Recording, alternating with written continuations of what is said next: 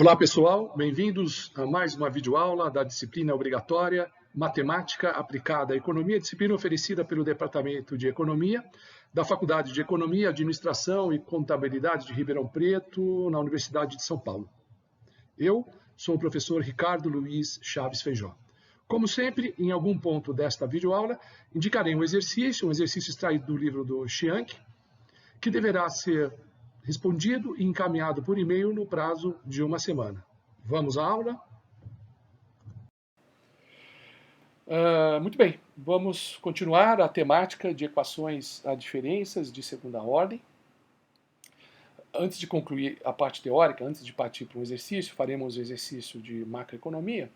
Vamos comentar algo mais a respeito da função complementar, da solução geral da homogênea associada, a questão da convergência ou não da função complementar. Então, quando t tende a infinito, tá, a gente examina o que ocorre com a solução da homogênea associada da função complementar yt.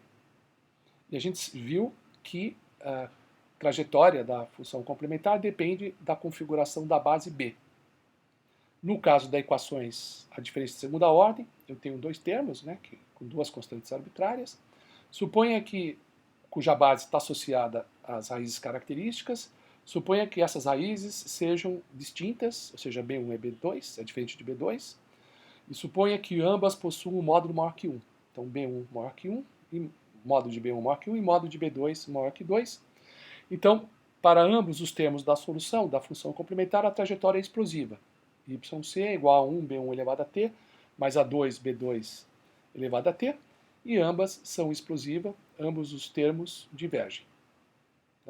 Caso B1, o módulo de B1 seja menor que 1 e o módulo de B2 também menor que 1, ambos os termos são convergentes, ambos os termos tendem a zero com t tendendo a infinito, portanto a solução geral da homogênea, a função complementar em si mesma é convergente. E se um módulo for maior que 1 e o outro for menor que 1? Então se o módulo de B1 é maior que 1 e o módulo de B2 menor que 1, nesse caso o segundo termo tende a zero, porque o módulo é menor que 1, mas o primeiro termo se afasta de zero porque o módulo da base de B1 é maior que 1. Então tem um termo que tem trajetória explosiva e o outro converge. É claro que o termo divergente acaba dominando a série, o que leva a uma trajetória divergente da função complementar. As observações, vamos ao primeiro exercício sobre a estabilidade da função complementar. Suponha que a trajetória da variável dependente, regida por uma equação a diferenças de segunda ordem, seja regida por essa equação. Yt é igual a meio elevado a t, a 5 cosseno de π sobre 2 vezes t, mais a 6 seno de π sobre 2 vezes t, mais 4. Bom, vamos analisar essa trajetória? Bom, a base, né, da função exponencial que pré-multiplica é meio. A base é menor que 1, o módulo é menor que 1. Portanto, a trajetória é convergente. Né? De fato, ela converge por equilíbrio intertemporal, que é 4. Tá? E como a base é positiva, ela converge de modo não oscilatório. Vejamos esse outro exercício. Vamos analisar a trajetória agora de yt igual a 4 elevado a t, a 5 cosseno de π sobre 3t, mais a 6 seno de 3t. Então não tem o outro termo. Né? Parece que a equação original aí já é uma equação homogênea. Né? O equilíbrio intertemporal aí, né, se existir, né, ele é zero. Se houver convergência, ele converge para zero. Né? Vejamos a base. A base da função exponencial que pré-multiplica é 4. Então é maior que 1. Portanto, a trajetória ela é divergente, ela é explosiva. Né? E como a base é positiva, né, a trajetória ocorre de uma maneira não oscilatória, porque a base é positiva. Vamos agora ao modelo de Samuelson, o chamado modelo multiplicador-acelerador. É um modelo que examina a interação multiplicador-acelerador, que nós já vimos anteriormente, mas agora para o caso de variáveis discretas. Então, aplicaremos a teoria matemática das equações de diferenças de segunda ordem a esse importante e bastante conhecido modelo da macroeconomia, proposto de modo pioneiro pelo grande economista matemático Paul Samuelson. É um modelo clássico de interação entre multiplicador e acelerador, no caso discreto, que é um processo estilizado de determinação da renda quando o princípio do acelerador age junto com o multiplicador keynesiano. Vamos mostrar que essa interação entre o multiplicador e o acelerador gera endogenamente dependendo da solução do modelo, flutuações na economia. Então, é um modelo com uma explicação endógena dos ciclos econômicos, das flutuações na economia. Vejamos a estrutura do modelo. Tem uma equação de determinação da renda agregada pelas componentes da demanda agregada. Então, no primeiro membro, eu ponho a renda no período discreto atual, que é YT, essa é a renda. E no segundo membro, as componentes do gasto agregado, consumo, investimento e gasto do governo. Então, é CT mais IT mais gasto do governo T, todos no período T também. O consumo agregado, CT, a gente supõe que seja a função da renda defasada no período anterior. Então, CT é gama vezes YT menos 1. Gama é a propensão marginal a consumir, que vai entre 0 e 1. É a propensão keynesiana do consumo. Tá? E veja que eu estou supondo que o consumo depende da renda no período anterior. Porque a gente supõe assim, um indivíduo trabalha um período, ou como assalariado, ou como empresário, ele ofere uma renda ao final desse período e gasta no período subsequente, no período seguinte. Então eu estou supondo que o consumo no período em questão depende da renda ganha no período anterior. Então CT é gama YT menos 1. Hipótese agora para o investimento. Esse investimento, que pode ser pensado como investimento privado, porque o investimento público entraria na componente gasto do governo, é o investimento agregado, e a gente supõe que ele possa ser explicado por um princípio, que é o princípio do acelerador. Então a gente supõe que esse investimento é induzido pela diferença de consumo entre o consumo no período T e o consumo no período T menos 1. Ou seja, o empresário que decide investir, ele olha o consumo atual, compara com o consumo no período defasado, no período anterior, e vê e observa a variação desse consumo. Tá? Então, quando ele vê o crescimento no consumo, investe. O investimento é tanto maior quanto maior o crescimento do consumo. Essa é a hipótese do multiplicador, traduzido pela equação IT é igual a alfa CT menos CT menos 1. Tá? Então, variação positiva no consumo induz o investimento. O investimento depende da diferença entre o consumo atual e o consumo defasado. Isso determina o investimento no período em questão. O alfa é positivo, o alfa é o acelerador. Tá? Então, é uma hipótese que usa o acelerador como princípio determinante do investimento agregado. Tá? O acelerador é o quanto da variação positiva do consumo impacta o nível de investimento. O princípio da aceleração pode ser traduzido na hipótese muito simples em que a relação entre o investimento IT e a variação do consumo observada em T é fixa. Então, se essa proporção é fixa, essa proporção, essa razão é exatamente o alfa, que é o acelerador. Tá? Então, o investimento é induzido pelo princípio do acelerador. Tá? Bom, com essa hipótese do investimento e mais a equação do consumo, forma-se um padrão estrutural, tá? Um modelo que deságua numa equação a diferenças de segunda ordem. A equação é esta, que retrata a interação entre o multiplicador e o acelerador, conforme veremos adiante. A última componente é o gasto exógeno do governo, que a gente pode supor que esse gasto seja fixo. Se quiser um modelo um pouco mais complicado, pode supor que esse gasto dependa de variação do consumo, ou dependa do investimento, mas aí a gente não chega a um modelo mais simples, que é esse que nós estamos trabalhando, que é bem representado por uma equação a diferenças de segunda ordem. Muito bem, vamos continuar no desenvolvimento do modelo. Então, para tanto, a gente vai substituir a função consumo na função investimento. Portanto, investimento é, pelo princípio do acelerador, é alfa, o acelerador, e aí vou pôr o consumo, né, no instante t, né, e o consumo em t menos 1. Consumo em t é alfa yt menos 1, menos consumo em t menos 1 é alfa yt menos 2. Alfa não, gama, né? Gama, perdão, onde eu falei alfa é gama, né? Gama yt menos 2.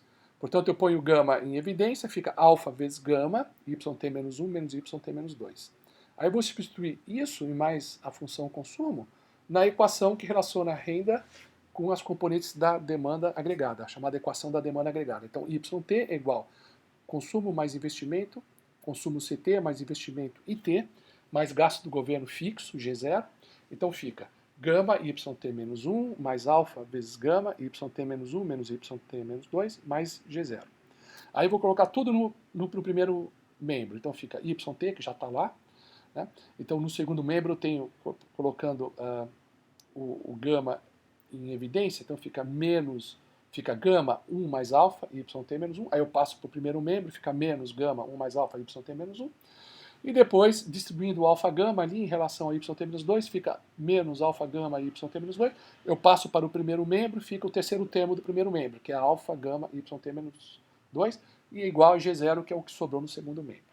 E finalmente eu vou deslocar no subíndice, 2 períodos adiante, para que o período mais defasado seja o T, e o período mais avançado fica o T mais 2. Então fica YT mais 2, né, T mais 2 no lugar de T, menos gama 1 mais alfa, YT mais 1, T mais 1 no lugar de YT menos 1, porque eu andei 2 períodos para frente o índice, mais alfa vezes gama, YT no lugar de YT menos 2, por esse deslocamento para frente, igual a G0, que é a formulação tradicional das nossas equações de diferenças. Então você percebe facilmente que é uma equação que a gente já sabe tratar, né? É uma equação diferenças de segunda ordem com termo constante G0 e 2 coeficientes constantes, o primeiro A1, né, que é menos gama 1 mais alfa, e o A2, que é alfa vezes gama. Então vamos discutir a solução dessa equação. Bom, a solução geral tem um componente que é associada à solução geral da homogênea associada, e depois outro componente que tem a ver com o equilíbrio estacionário, que é a solução particular YP. A gente já sabe, né, no tratamento que conhecemos, né, na técnica de solução de equações de diferenças de segunda ordem, a gente já sabe, né, que quando você podemos supor, né, dados os parâmetros da equação, podemos supor a solução constante para a solução particular, portanto, podemos supor o equilíbrio estacionário, portanto, o YP do equilíbrio estacionário fica sendo igual ao termo, que é G0, então 1 mais A1 mais A2, né? Então fica 1 menos gama 1 mais alfa, que é o A1, o A1 é menos essa expressão, e mais o A2, que é alfa vezes gama, então fica 1 menos gama 1 mais alfa vezes gama, o alfa vezes gama cancela com o menos alfa vezes gama, que aparece no segundo termo, ali no denominador, fica só 1 menos gama, então G0, 1 menos gama. E note, 1 menos gama, vocês conhecem, é o multiplicador keynesiano, né? O C é a propensão marginal a consumir, então 1 sobre 1 menos C é o multiplicador keynesiano, né? Associado simplesmente ao gasto do governo, quer dizer, é o efeito do multiplicador só em cima da variável autônoma do gasto do governo, que a gente diz ausência de investimento induzido, né? Só o efeito do gasto do governo. Então é um multiplicador keynesiano que vocês conhecem. Então a solução particular corresponde então à renda de equilíbrio intertemporal, que é uma renda estacionária que a gente vai chamar de Y barra, tá? Que corresponde com o equilíbrio estático, né? Se você faz renda igual a dispêndio agregado, o I oro Y, você chega nessa mesma expressão. Tá? Então a renda de equilíbrio estacionário, equilíbrio intertemporal, é a própria renda de equilíbrio estático, o Y estrela. Então Y barra igual a Y estrela para esse modelo. Bom, agora vamos atacar a equação homogênea associada, né? Então nós vamos, ao tratar da solução da equação a diferença de segunda ordem, imediatamente a gente olha as raízes características, né, que tem a ver com a função complementar, e vamos olhar os 3 casos de raízes características: raízes distintas, raízes reais distintas, reais repetidas, né, e as raízes complexas. No primeiro caso, A1 ao quadrado é maior que 4A2, no segundo caso é igual, no terceiro caso, A1 ao quadrado é menor que 4A2. Então vamos lá, A1 é gama 1 mais alfa ao quadrado, fica gama ao quadrado, 1 mais alfa ao quadrado. O A2 é alfa vezes gama, então ele é maior que 4 alfa vezes gama, no caso 1. Ok? Eu posso cancelar o gama, então fica gama 1 mais alfa ao quadrado é maior que 4 vezes alfa, ou gama é maior que 4 vezes alfa sobre 1 mais alfa ao quadrado. Então assim que é o caso 1. O caso 2, raízes reais repetidas, a expressão com desigualdade vira igualdade, simplesmente gama é igual a 4 alfa sobre 1 mais alfa ao quadrado. E, finalmente, né, o caso 3, que são raízes complexas, ou par de raízes complexas conjugadas, a gente sabe, né, quando o discriminante é negativo, então você inverte essa desigualdade, o gama fica menor que 4a alfa sobre 1 mais alfa ao quadrado. Então, vocês estão percebendo que a separação entre os 3 casos depende dessa expressão, depende da comparação do multiplicador, o gama, com uma outra expressão que envolve o acelerador. Podemos pensar num gráfico que relaciona o acelerador com o multiplicador, E nesse gráfico a gente pode identificar os 3 casos. Tá? Então, relacionando a propensão marginal a consumir, o gama, tá? E, portanto, o multiplicador, né? Que é uma expressão que é 1 sobre 1 menos gama. Relacionando a propensão marginal a consumir com o acelerador alfa, eu posso discriminar nesse gráfico os 3 casos. Para tanto, eu preciso desenhar essa curva, né? Que é a curva do caso 2, que é onde tem a igualdade. Gama igual a 4 alfa sobre 1 mais alfa ao quadrado. Se o gama for maior, ou seja, se eu estiver acima dessa curva, supondo que o gama é o eixo da ordenada, se eu estiver acima dessa curva, eu tenho o caso 1, a curva em si é o caso 2, raízes reais repetidas, e abaixo dessa curva é o caso de raízes complexas. Então, a gente precisa desenhar essa curva. Vocês podem fazer isso no Excel, ou trabalhar com as condições de primeira e segunda ordem, buscando a derivada dessas curvas, para você ter o que é ponto de máximo, tá certo? Para você determinar a convexidade dessa curva, e de fato essa é uma curva convexa e passa pela origem, porque para alfa igual a zero, o gama é zero, só substituir o valor aí na expressão. Então trata-se de uma curva convexa que passa pela origem. Aqui está o gráfico dessa curva. Tá? Vocês estão vendo aí nesse gráfico, né, a relação entre o acelerador e o multiplicador. Né? Ou seja, na verdade, entendam, né, é a propensão marginal a consumir, né, que é o gama, que gera a expressão do multiplicador. Tá? Então, às vezes, eu vou chamar o próprio gama de multiplicador, mas é uma licença que eu estou tomando aqui. Tá certo? Então, a relação entre o acelerador e o multiplicador do modelo de Samuelson, e aqui eu tenho a discriminação dos 3 casos. O caso 1, acima da curva, essa curva côncava, tá certo? O caso 2 é a própria curva côncava, que parte pela origem, o caso 3, abaixo dessa curva côncava, então eu tenho esse conjunto convexo, tá certo? Veja, não é curva convexa, a curva inclusive é côncava, mas o conjunto é convexo. Porque dado 2 pontos, no caso 3, o segmento de reta que une esses 2 pontos está todo ele contido no conjunto, né? Então é um conjunto convexo, é o caso 3 das raízes complexas. Tá? Então aqui facilmente se identifica os 3 casos, tá? Da função complementar desse modelo. Bom, agora eu preciso trabalhar com análise de convergência ou divergência. Cada um desses casos, 1, 2, 3, pode ser convergente ou divergente. Nós temos que trabalhar com o módulo, né, das raízes características, que é a base da função exponencial. Tá? Então, precisamos de uma análise adicional para a gente trabalhar com os possíveis valores quantitativos, né, das raízes características para discriminar se há convergência ou divergência em função do módulo delas. Então vamos trabalhar com a equação 34, que a gente sabe, né, a equação 34, que é a equação, a diferença de segunda ordem que rege o modelo, yt mais 2, menos gama, 1 mais alfa, yt mais 1, mais alfa, gama, yt igual a g. Nós vamos trabalhar com essa equação, tá certo? Para analisar a divergência ou convergência, olhando a equação característica. Né? Então, a partir da equação de diferenças, a gente gera a equação característica, que é uma equação de segundo grau, b ao quadrado menos gama, 1 mais alfa vezes b, mais alfa vezes gama igual a zero. E vamos escrever as soluções em termos da fórmula de Bhaskara. Então, B1 e B2 é igual, aparece lá o primeiro coeficiente, né, dessa equação de segundo grau, na verdade o segundo coeficiente com sinal trocado, né, como aparece na fórmula de Bhaskara, então fica gama 1 mais alfa, mais ou menos raiz quadrada.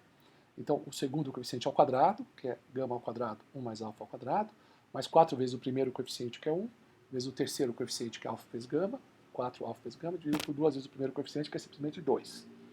Ok?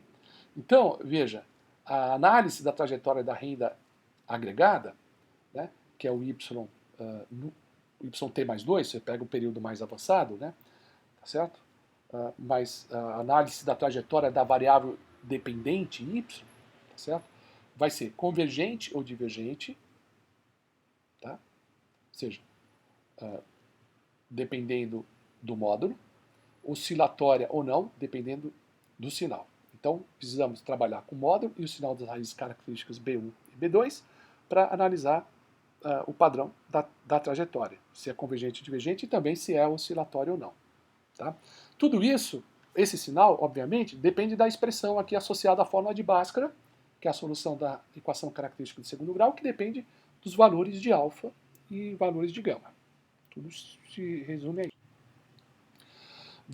Vamos trabalhar, portanto, na análise dos possíveis valores de B1 e B2 a partir dos valores dos parâmetros alfa e gama.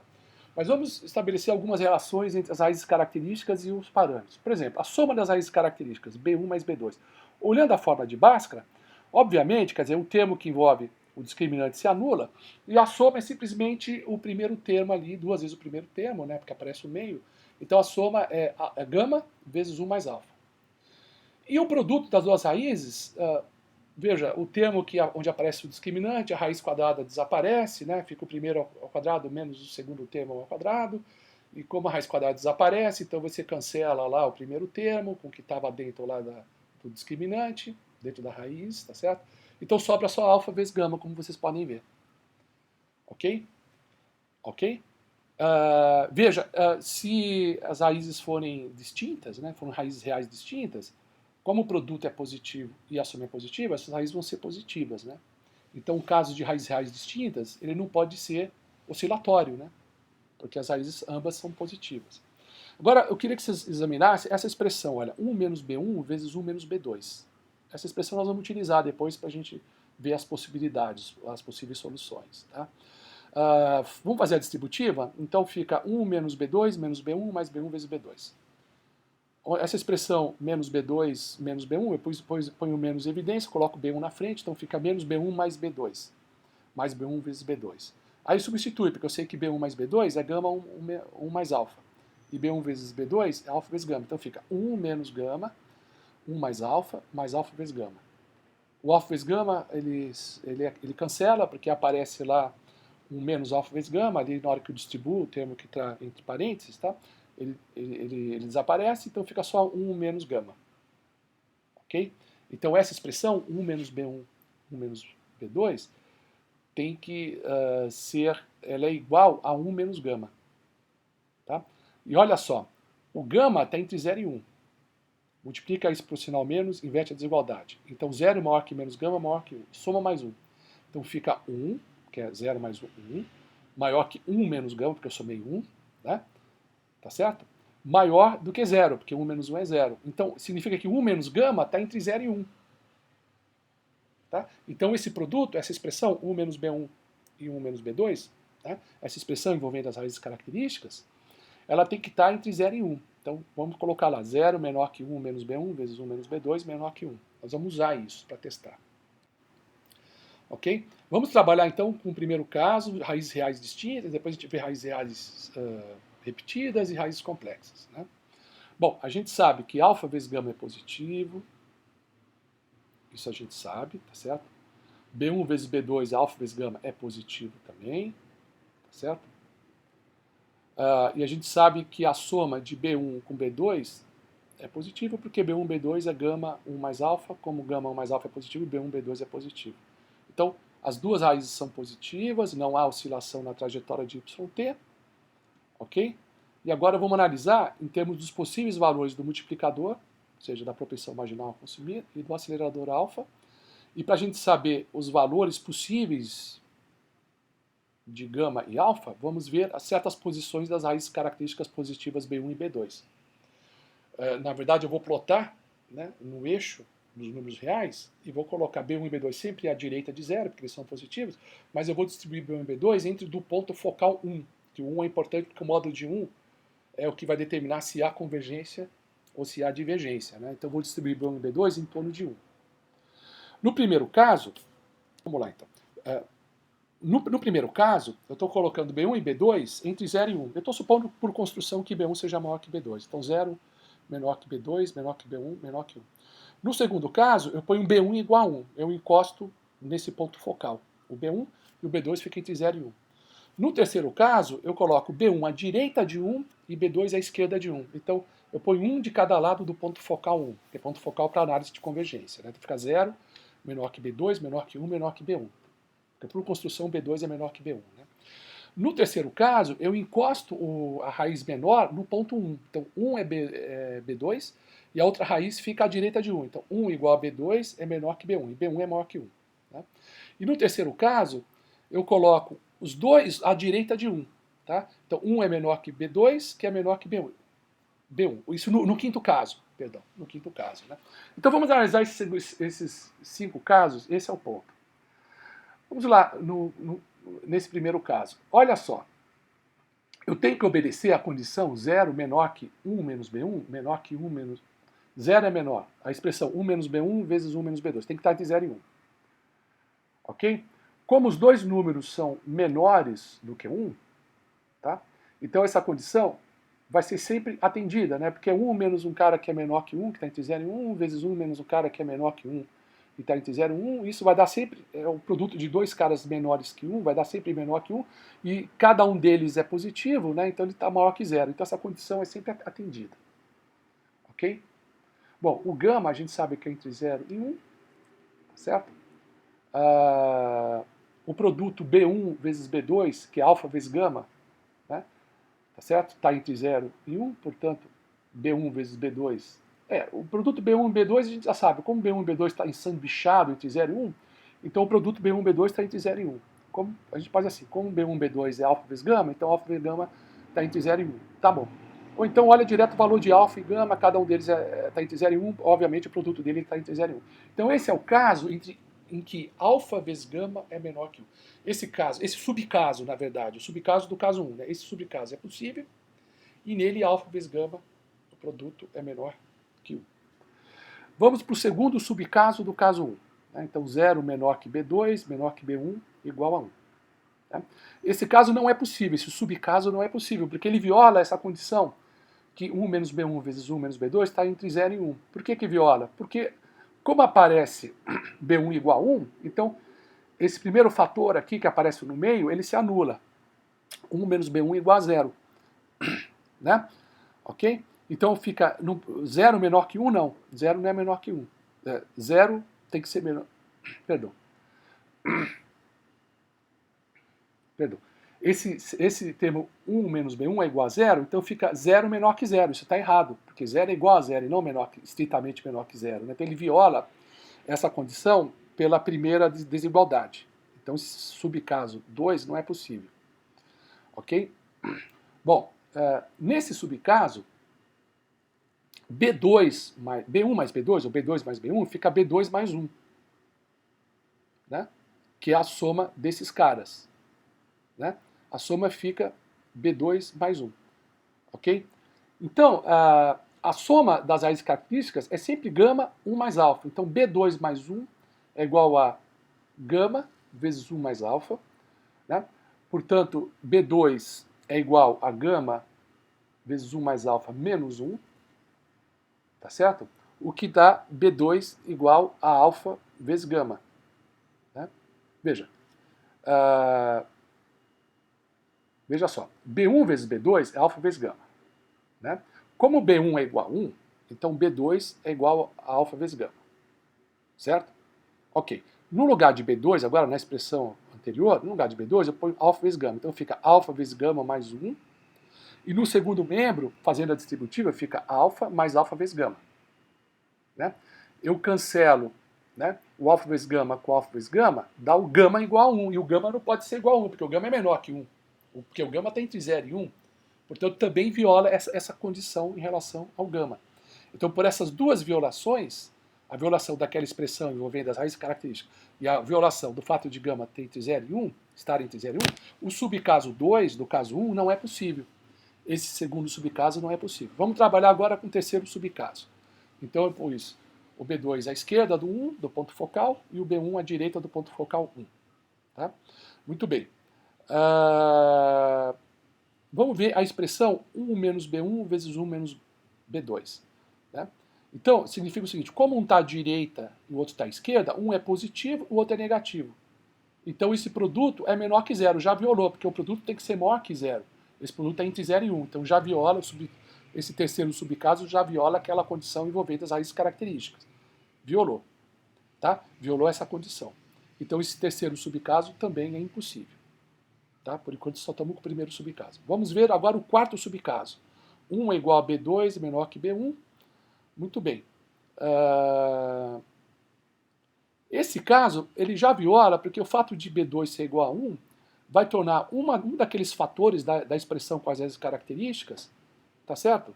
Ele se anula, né? Então fica igual a 0 e teria que ser maior que 0. Já está anulado de cara por isso. Então, outra coisa, vamos ver a soma das raízes características.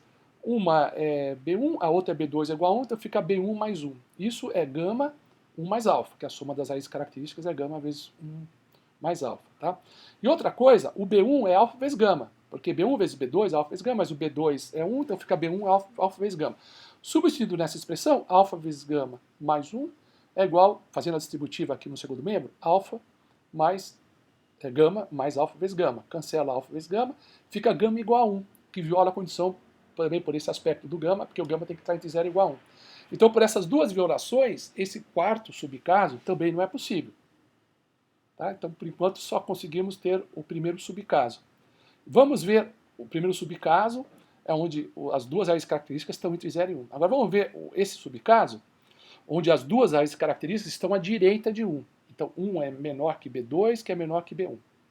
Bom, nesse caso, 1 menos B1 vezes 1 menos B2 dá maior que 0. Tá?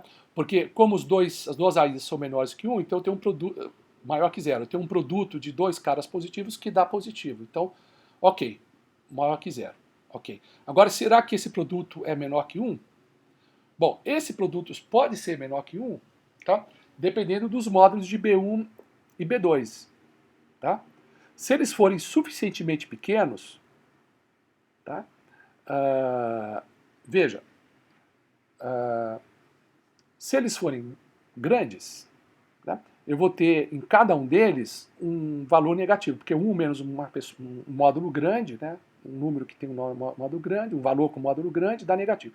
Negativo com negativo dá um valor positivo.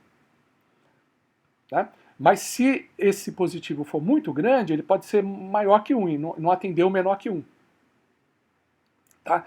Mas se eu tiver esses valores pequenos, ok? 1 menos um número pequeno, digamos um número entre 0 e 1, dá um positivo. Tá? Positivo vezes positivo dá um positivo. Como ele é pequeno, como na verdade os dois são menores que 1, isso vai dar menor que 1 também. Tá? Então, veja, esse quinto subcaso, dependendo dos modos, pode ser possível. Tá? Olha, nesse caso, os produtos das raízes, né, como as raízes têm o mesmo, ambas as raízes são maiores que 1, o produto é maior que 1, né? E, portanto, o produto que é alfa vezes gama é maior que 1. Então, esse quinto subcaso é possível, e esse quinto subcaso, esse subcaso 5, ele difere do subcaso 1, que é o único possível, porque no subcaso 5, alfa vezes gama é maior que 1, e no subcaso 1, como nós vimos, alfa vezes gama é menor que 1. Tá? São os dois subcasos possíveis, que você pode distinguir o 1 e o 5 pelo produto de alfa vezes gama. Se for menor que 1, eu estou no subcaso 1. Se for maior que 1, eu estou no subcaso 5. Ok? Muito bem. Essa tabela, ela separa para o caso 1, que é onde gama maior que 4α sobre 1 mais alfa ao quadrado, os dois subcasos possíveis, né, que é o subcaso 1 e subcaso 5. Tá? O subcaso 1, as raízes características estão ensanduichadas, digamos assim, entre 0 e 1. 0 menor que B2, menor que B1, menor que 1. E o quinto, as duas raízes características estão à direita do ponto focal 1, então 1 menor que B2, menor que B1. Características em termos do multiplicador e da propensão marginal, vamos chamar em termos do multiplicador e do acelerador alfa. Então, alfa vezes gama menor que 1, subcaso 1. Alfa vezes gama maior que 1, subcaso 5. E veja, no subcaso 1, né, como os dois módulos são menores do que 1, claramente eu estou no caso convergente. Né? Como as raízes são positivas, é o caso não oscilatório, então não oscilatório e convergente. E o subcaso 5, como os dois módulos são maiores do que 1, né, eu tenho o caso explosivo ou divergente, como as raízes são positivas, eu tenho o caso não oscilatório. Então, são os dois subcasos do caso 1. Não oscilatório, é sempre não oscilatório o caso 1. Não oscilatório e convergente, se alfa vezes gama é menor que 1. Não oscilatório e divergente, se alfa vezes gama for maior do que 1. Agora iremos analisar o caso 2 de raízes reais repetidas, mas antes disso eu queria indicar a questão da aula. Então, vocês vão na página 557, no bloco de questões exercício 18.2, o exercício 1D. Tá? Então, 1D, 18.2, página 557. Tá? Esse é o exercício da aula. Vamos ao caso 2, raízes reais repetidas. B1 igual a B2, que eu chamo essa raiz comum de B, que nós vimos, né, gama 1 mais alfa sobre 2. Tá? Como o alfa é positivo e o gama é positivo, obviamente que a raiz comum aí ela é positiva. Então não existe oscilação. Tá? Tá descartado porque não tem como a raiz comum ser positiva, assim como as raízes reais distintas não tem como ser negativa, né? Assim como as raízes reais distintas não podem ser negativas também. Então não há oscilação.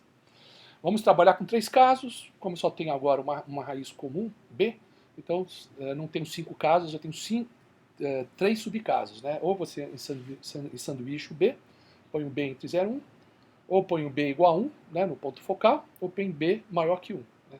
Porque o B não pode ser negativo, então eu fico só com 3 casos possíveis. Bom, B, primeiro caso, B entre 0 e 1. Né?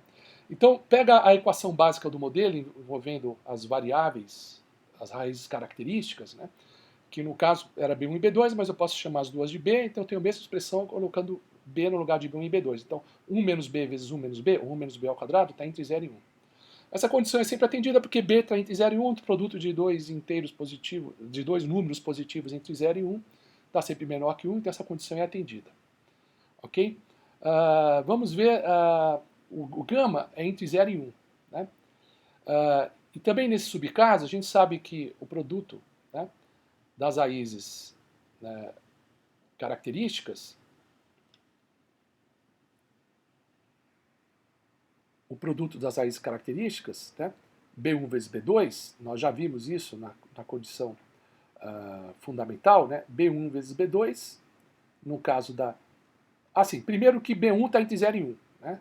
Então, o B1 não, o B está entre 0 e 1. Então, como o B está entre 0 e 1, obviamente que o B ao quadrado é um número entre 0 e 1 ao quadrado, está entre 0 e 1. Tá bom?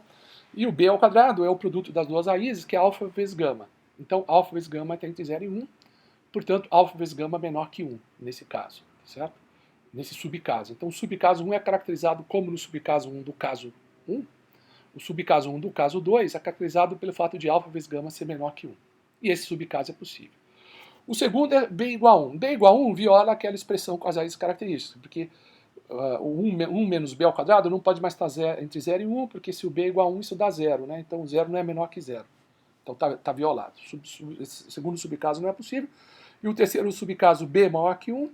Né? Então, fica 0 menor que 1 menos B vezes 1 menos B, que é menor que 1, que é essa condição que tem que ser atendida. Né? E essa condição ela pode ser satisfeita, né, desde que o B esteja entre 1 e 2, né, certo?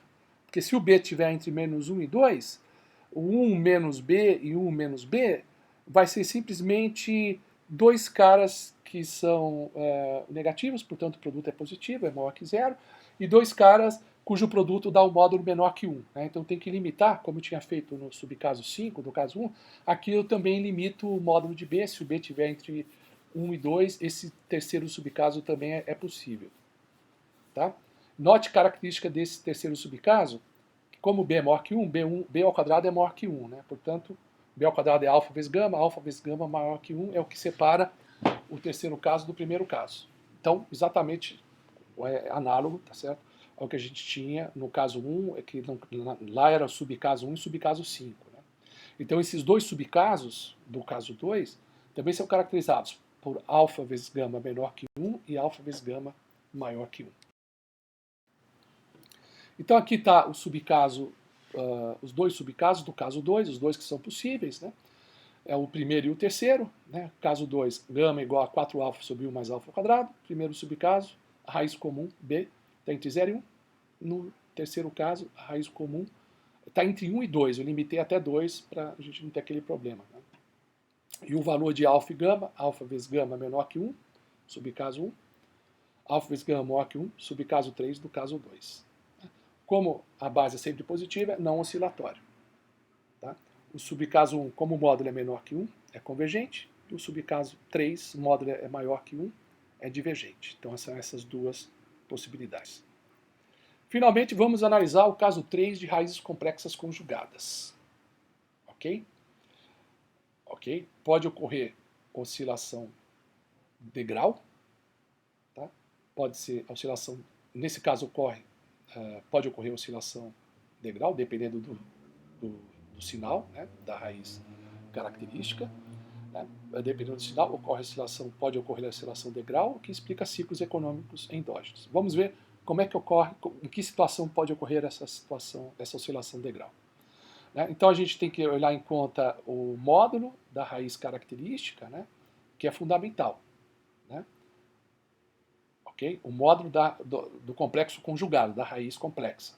O módulo da raiz complexa é raiz quadrada de h ao quadrado mais n ao quadrado. Ok?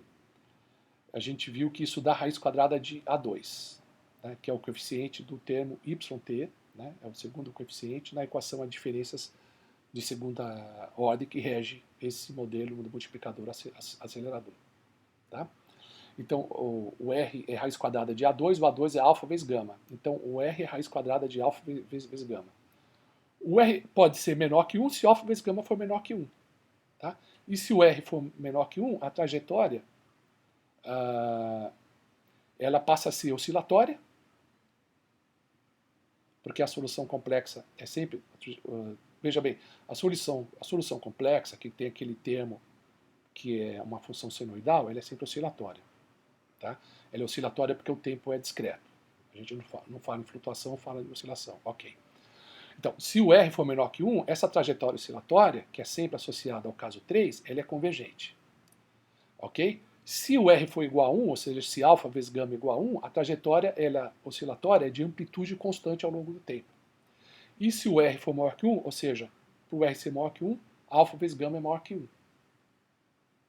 Ok? Tá? A trajetória é oscilante e positiva. Ok? Então, aqui estão os três subcasos possíveis, do caso 3 de raízes complexas, onde gama é menor que 4α sobre 1 mais alfa ao quadrado. O subcaso 1, R é menor que 1, portanto, alfa vezes gama é menor que 1, que dá uma oscilação de grau convergente, é o único caso convergente. E o casos 2 e 3, caso 2 R igual a 1, caso 3 R, que é o módulo do número complexo, maior que 1, o que dá alfa vezes gama maior ou igual a 1, oscilação de grau, que pode ser constante ou divergente, mas nunca convergente. Tá? Então, nós temos esses três casos e os subcasos, tá? E note que os subcasos dependem do produto entre alfa e gama. Tá? Os casos dependem daquela curva, né? Gama igual a 4α sobre 1 mais alfa ao quadrado, e o subcaso depende da hipérbole, né? No caso, uma hipérbole equilátera, alfa vezes gama igual a 1. Então eu posso desenhar aquela curva convexa, aquela curva côncava que a gente já desenhou, que separa os três casos, e para a gente analisar a convergência e a divergência, a gente introduz uma hipérbole, que é essa hipérbole alfa vezes gama é igual a 1. Tá? Então, nós vamos no próximo gráfico identificar os subcasos, tá? C é convergente, D é divergente, e os três casos são divididos de acordo com aquela curva côncava, que é dessa expressão que relaciona o gama com alfa. Tá? Então, quando a gente chamar de 1C, é o caso convergente, é o subcaso convergente do caso 1. Tá? É o convergente do caso 1. 1D é o divergente do caso 1. 1D, tá certo? É o divergente do caso 1.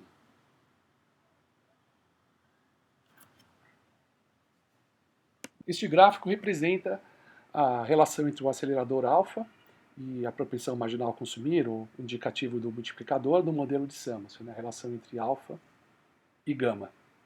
Então aqui eu tenho aquela curva côncava, que a gente sabe, né, que é a curva que separa os três casos 1, 2 e 3, e aqui tem a hipérbole equilátera alfa vezes gama igual a 1, que determina a fronteira de convergência e divergência. Né? Então acima dessa hipérbole equilátera você tem pontos de divergência e abaixo dessa hipérbole equilátera pontos de convergência. Muito bem.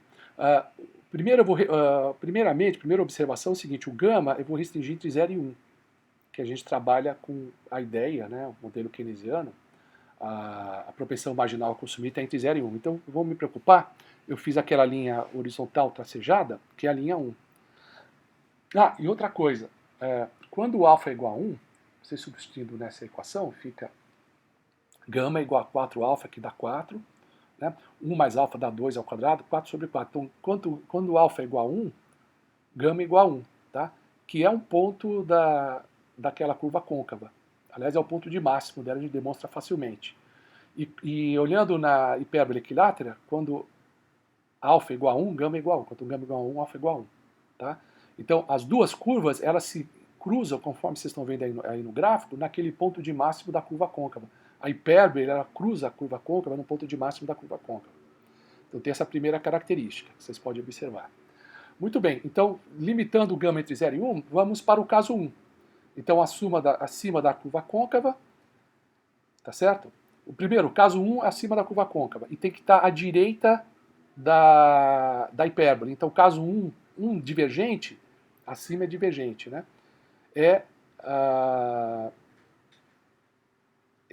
Essa área achurada, essa cunha achurada, que eu chamo de 1D. Tá? Então vamos pegar o caso 1, que está acima da curva côncava e abaixo da reta 1, horizontal 1. Se eu estiver abaixo da hipérbole equilátera, eu estou na região achurada 1C, então é o caso 1 convergente, são pontos ali. Tá? O caso 2 eu olho ao longo da curva côncava, né? São pontos sobre a curva côncava. Né? Então pontos sobre a curva côncava abaixo da hipérbole é o caso convergente, que é o 2C que está indicado ali pela seta, sobre a curva, tá certo? E acima da hipérbole é o caso divergente, que está ali indicado no gráfico, né? Em relação à hipérbole, ponto sobre a curva é o caso 2 divergente. E o caso 3, que está abaixo da curva côncava, né? Eu tenho o 3 divergente, que está ali 3D, que é acima da hipérbole, e o 3 convergente é o caso 3, subcaso convergente, que fica abaixo da hipérbole. Então esse gráfico consegue ver a característica de cada ponto. Tá? Então cada ponto do gráfico está associado aos 3 casos e a possibilidade de convergência ou divergência. Tá bom? E aqui a demonstração do que eu disse, né? O ponto alfa igual a 1, gama igual a 1, né? As duas curvas se curvam, tá? Ambas as curvas se encontram em alfa, gama igual a 1, e também aqui eu faço a derivada, né, da expressão da curva. E aí eu coloco a derivada que dá 4, 1 mais alfa ao quadrado, menos 8 alfa, 1 mais alfa sobre 1 mais alfa elevado à quarta, e eu calculo essa derivada no ponto 1. Então fazendo essa derivada no ponto 1, então vocês observam que dá zero, então é um ponto de máximo, tá certo? Bom, tem que ver a condição de segunda ordem, mas a gente está vendo que é o ponto de máximo, já sabe que isso aí é o pico, né? Então, alfa 1 é o ponto de máximo e é o ponto onde as duas curvas se encontram, conforme a gente viu no gráfico anterior.